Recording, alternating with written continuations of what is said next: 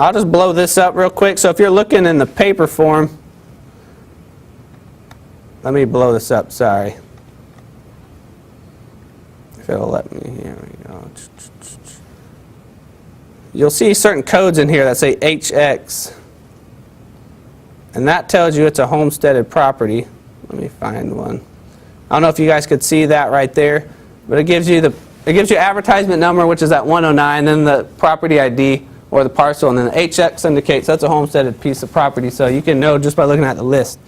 Another key thing with this number, these numbers all do mean something, but the fourth digit is a letter. It's an S or an N. That'll tell you right away if it's in the north end of the county or the south end. So you can kind of know right off the bat. If you're not interested in anything in the south end or the north end, you can kind of eliminate your search that way. This is our bid Okaloosa site, and this is where you can do basically everything you need for the tax sale. You can view the advertisement list. This is also what we just pulled up, but this is a little different format as soon as it loads. This is just a listing. It's not like a replica of what was in the paper. So it gives you a listing. You can click on these account numbers and jump to the property information to see information about the property straight from here, instead of going in and retyping it on our website. They just have a column that tells you if it's homesteaded, so you can see if it's no or yes. You will see grayed out parcels in here. Those are ones that are no longer available, and they're no longer available because they've been paid off since we ran the list, or they filed some sort of litigation or bankruptcy in which we've had to pull it from the sale. And while I mentioned bankruptcy, how that works, if you do buy a certificate on a piece of property and that property owner files for bankruptcy at a later date, we file a claim on behalf of the certificate holder with the bankruptcy court, and we'll monitor the case to see if it gets its appropriate treatment.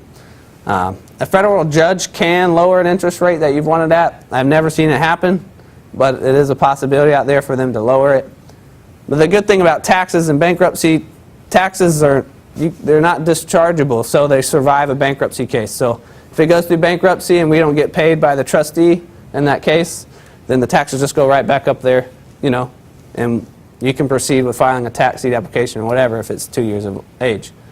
That 7-year window actually gets frozen during the time they're in bankruptcy. So, because some bankruptcy cases can last 2, 3, 4, 5 years.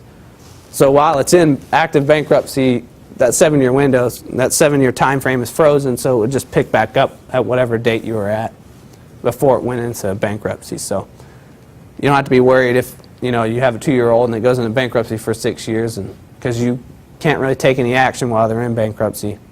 But we filed a claim on your behalf for a couple of reasons. One, just as a customer service side of things.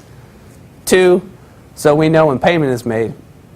You're more than welcome to file a claim for your certificate as well if you want to get representation and file that claim. The court would then pay you directly without paying through our office. If that happens, then we just have a hard time tracking which ones have actually been redeemed or not. So that's one other reason why we file a claim on your behalf. Not all counties do that, so if you are buying in other counties, you might want to ask that question if they'll file a claim for you, or if you need to file one, and they should send you some sort of notification to let you know your certificate is part of a bankruptcy suit. So I just want to touch on that while I was on the bankruptcy bandwagon. But just to jump back, so that was our advertisement list that's on the site. Just to jump back, your login, if you don't have one, you can click that new user sign up, and that's where you just put in some information. By getting the login and password, you're not giving any banking information or anything like that. You're just getting access to go inside the actual website and look around. I'm just going to log in to show you what it looks like inside. I'll try to blow this stuff up. This is what you'll see when you log in. You'll see at the top is current auctions. So it lets you know what we have currently in the sale. Right now we just have one sale, obviously, coming up, closing on June 1st. Right below that's maybe an important box. You can do an auction demo, in which it'll highlight sections of the web page, and you can click through step by step, and it'll show you, here's how you submit your W-9, here's how you do this. So you can just take a walkthrough. It's like a 37-step process. So I'll show you what it looks like. I won't go through each step. Obviously, we don't want to be here forever, but it's one of 36. But basically, you click next, and it pops up. It might be hard for you to tell the color, but yeah, it pops up that yellow box. This kind of shows you around the site and how you would need to go in and do certain functions. Trial auction is right below that. If you go to trial auction, it'll actually let you do like a mock bid. You can go in there and set your budget, submit your deposit, place bids. Keep in mind, as long as you see that red box that says trial site, you're not playing with real money, so you can go in there and play around. If you don't see that, you're playing with your money, so keep that in mind as well. But yeah, but in here, you can go in there and it'll let you place a bid, and then it'll close the batch, and so you can see if you won. Kind of what gets you familiar with the different screens. So there's time for you to do that. And then right below is our auction archive. So it's a bunch of all of our history of our sales we've done on this site. You can go in there and read, find statistics, do reports. You can get a lot of good information in there if you want to invest the time in looking at that. But most importantly, what we're here about today is the top one. The actual current auction, if you enter that auction, it brings up this summary page. It tells you who you are at the top, your bidder ID. Then there's certain boxes here. It just tells you about our sale on the left-hand side. A lot of stuff I already talked about, 10% deposit, proxy bidding, minutes between batches, all that good stuff, all the details about the sale. And also our contact information is on this side as well. I'm just going to touch on the search page at the top. It's the top, on the top icon, search. This is where you can filter out those 7,000 parcels listed in our advertisement list. You can go in there and see if you want to just look at homesteaded properties, or homesteads under a certain dollar amount, or vacant land, or residential. There's tons of categories. Here's the list of categories you can sort by. So there's a lot of different filtering you can do. I'm just going to touch on a few of the more popular ones. Face amount. This term refers to the amount of the certificate, what you'd have to pay in order to, if you want it. So you can choose is less, we'll do is greater than $500. And then you can choose another category, so you can filter, so that'll filter all 500s, and then you can pick, say, homesteads. And find homestead down here. And then you choose it will say is, and it says no or yes. We want to look for homesteads over 500. You know, the possibilities here are endless as far as how you can filter. If you need more than the 5 rows it gives you, you can click add row and add another row to filter it even further. If you just want to start over, you can hit the clear button and start over. But basically, if you set up what you want and you run your search, it'll go through those 7,000 real quickly and tell you there's 576 that meet, there's 67 that meet your criteria. From here, you can look at each parcel. This is what I want to touch on. This is the page that will link all of our websites. The tax record at the top is our tax collector site. It'll take you to their payment record as far as if there's any other delinquents on there or anything like that. Property card is the property appraiser's website, which will bring you up their information. I'll click on these in just a second. Details gives you a more detailed look at that actual parcel. Priors tells you if there's any prior certificates, what interest rates they were at, how long it was before they were paid.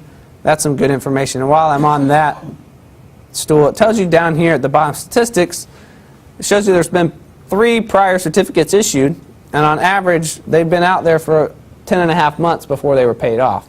So this is where you can look at a property and see, you know, if you bought one on this property, you could assume that it would be paid off within the 10 to 11 month range if they went on their old history. So, you know, if you bought a certificate at 12%, you'd be looking to make 10 or 11% interest off of this certificate if they followed their trend. Now, your guess is as good as mine on if these people are going to do the same thing they've done for the last 3 years. But at least it gives you some insight. That priors button will break down each of those 3 certificates, and it breaks down how many months they were outstanding. So we see that they had one at 10 and one at 22, so it just averages that out for you. And you can see the rate they were bought at. The one that went 22 months was at 8% interest, so those people almost made 16% off their investment.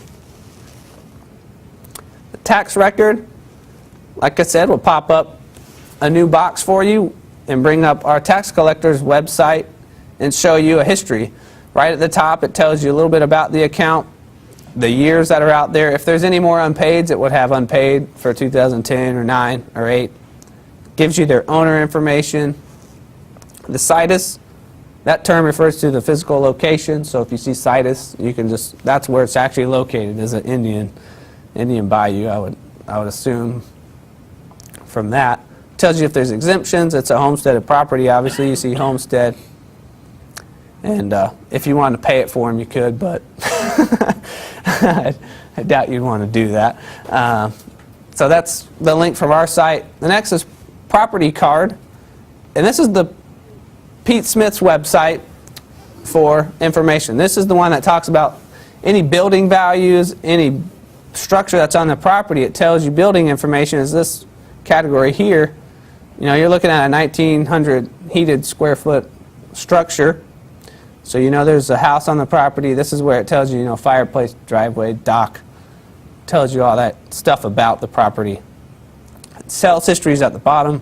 You can see what it sold for since it came on the tax rolls.